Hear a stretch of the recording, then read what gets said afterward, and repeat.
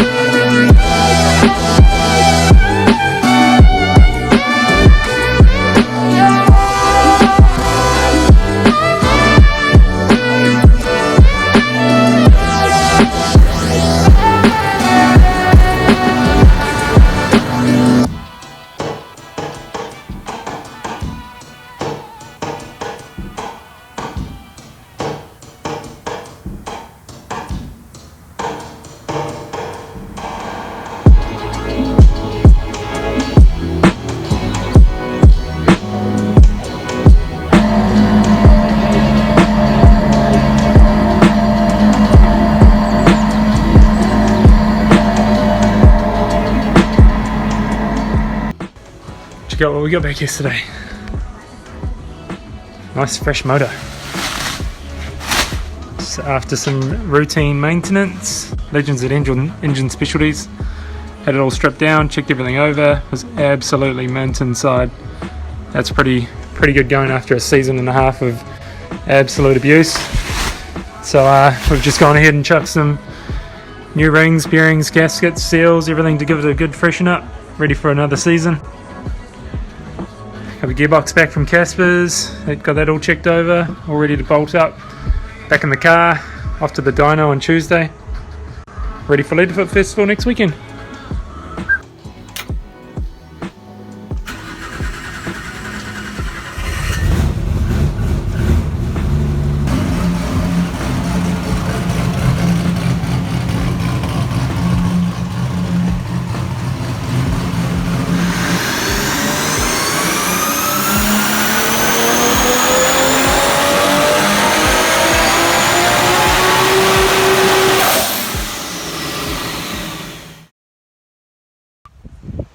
So here we are, round one's done and dusted. We've got a few weeks. We're actually in the big move at the moment of the new workshop.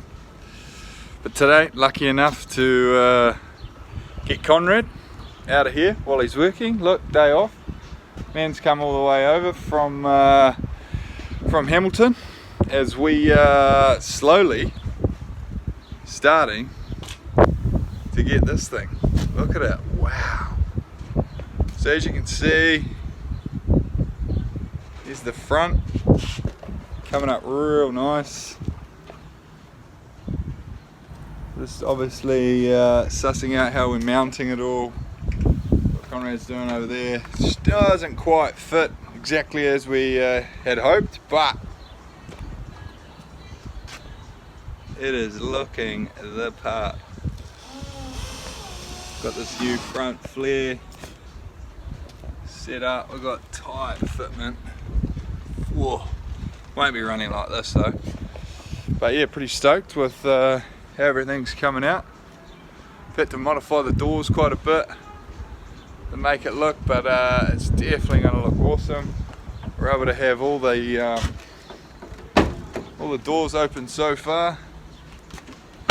Slam up. Even got this back one slightly screwed up, changed up. But if we go around the back,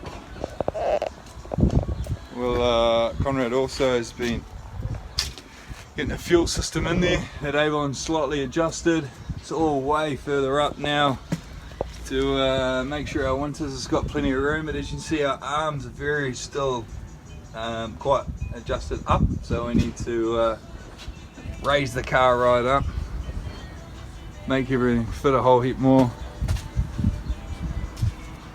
And you see this is the side we haven't done yet, so we've still got to cut all the door and a bit of stuff to make the new one fit. But yeah, I'll keep you posted as we keep trucking along. Got the 34 up on the hoist there. Just getting a little bit of a check over for Fawn Rotor Nets this coming weekend, and then Leadfoot after that, so we'll keep going on the process. Next minute. So here we are, back at the workshop, the new workshop, the headquarters. We're now getting out this. Now there's a lot of bets on that I wouldn't get the new car up and running, and I was trying to prove everything wrong, everyone wrong. Anyway, we just had a little mishap. What? On the way down, we're towing it down from the other workshop to the new workshop where all our tools are. But that's coming back out. We're taking the box out, but you can see now what's really happened. So we've got a few mods going on. We've obviously had the new kit done, but it's not quite wide enough. And see, I've got one of my good boys from work, slightly filling in the gap. We're about 70 mils wider than the original car that we moulded off. So we're getting there. Fuel system's in. Conrad's done all the rewiring here. Dean Mark Auto Electrical done a fabulous job tucking everything away.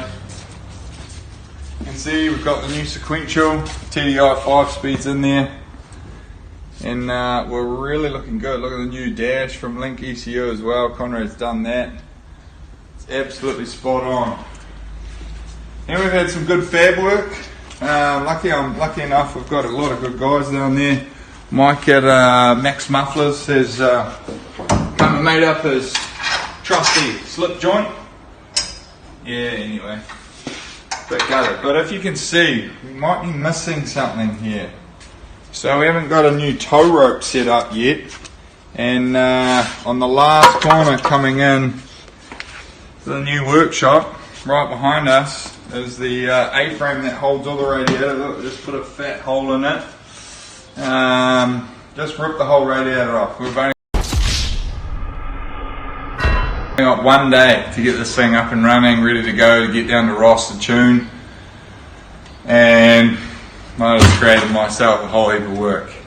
It's one of those good fun things when you've got a big truck and it's hassle to get the car in, so we're like, let's tow it down here. But as you can see, we're very close. We're going to keep pushing. All we've got to do is pull the gearbox out of that thing, get it freshened up. Hopefully Mike from Casper can sort things out for me. I seem to be a bit hard on the gear and keep wrecking things, so we'll keep going on this, but we've got to be real. We've got 2 weeks to finish it. It needs a whole week yet of full custom wrap. Andre Amplify Customs does, needs his time to do his magic that he's got to do, so we'll keep going, but for now, don't think this will be at round 2. Bit disappointed, but hey, we've still got 3 more rounds after that. Pookie, Hampton, Manfield, so hopefully we can get it there. Even ripped a fat little hole in the side of that wall cooler and did a pretty good job for a couple of rough buggers. But anyway, such is life. So we'll be stucking into that 34, getting that box out ASAP, so we can get it fixed up and be there for round 2. Alright guys, so that's all the maintenance that's going on at the moment. Plenty of fixing being done and rebuilding. But as you all know, most people are doing the old 10-year challenge at the moment. So here's a little bit of stuff over the last 10 years or so of the boys. So enjoy. They don't know about this, so keep it to yourself. Cole Armstrong getting his first taste of that gnarly Pookie sweeper. Pretty much, it's just all about picking the nuts up now and coming in there hot. The guy that I bought this off, he used to track race it, so this is my sport, and my old man over there is a main one. Yeah. Armstrong Plumbing is, and mum definitely, the whole family,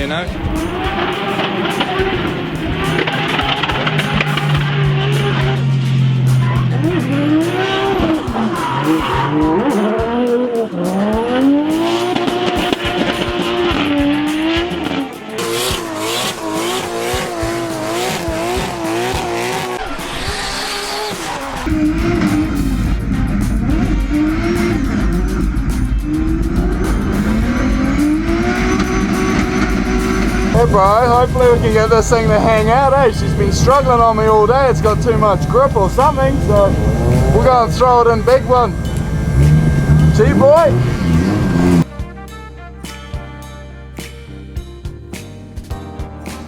Yeah, boy! It's gonna be easy, but that's the fun of it, and love the challenge of this car, so don't look to change anytime soon. Good entry here from both drivers. Cole Armstrong setting the pace. Darren Kelly doing everything he can to shadow and match what the lead car does.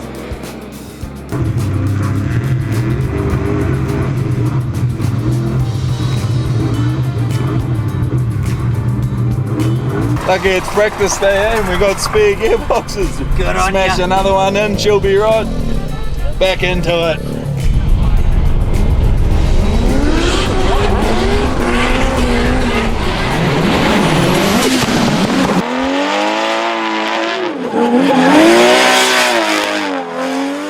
Just stay off the road, there's too many pigs around, or police.